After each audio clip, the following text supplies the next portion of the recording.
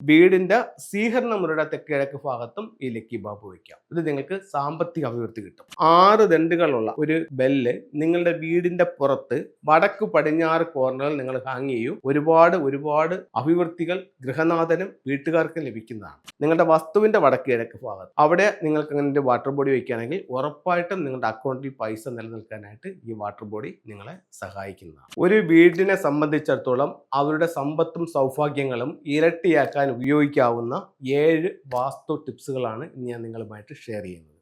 ഇത് നമുക്ക് എടുത്ത് ഉപയോഗിക്കാവുന്ന 7 ഘടകങ്ങളാണ്.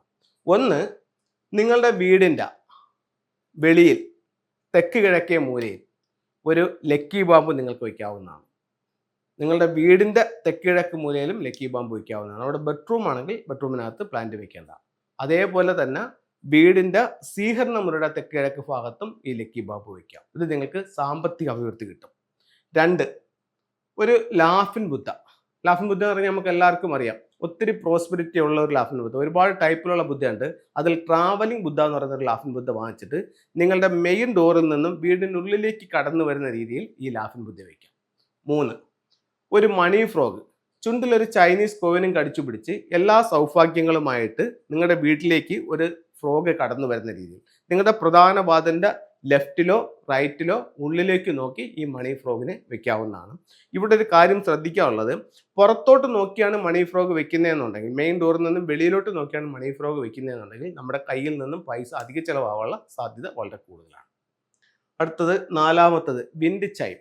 നമുക്ക് എല്ലാവർക്കും അറിയാം, 6 ദണ്ടുകളുള്ള 6 പൈപ്പുകളുള്ള ഒരു ബെല്ല് നിങ്ങളുടെ വീടിന്റെ പുറത്ത് വടക്ക് പടിഞ്ഞാറ് കോർണറിൽ നിങ്ങൾ ഹാങ് ചെയ്യും.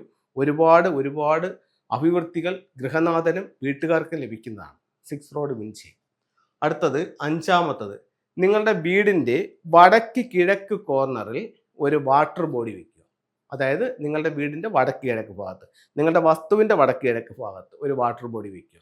അവിടെ നിങ്ങൾക്ക് അങ്ങനെ വാട്ടർ ബോഡി വയ്ക്കുകയാണെങ്കിൽ ഉറപ്പായിട്ടും നിങ്ങളുടെ അക്കൗണ്ടിൽ പൈസ നിലനിൽക്കാനായിട്ട് ഈ വാട്ടർ ബോഡി നിങ്ങളെ സഹായിക്കുന്നതാണ്.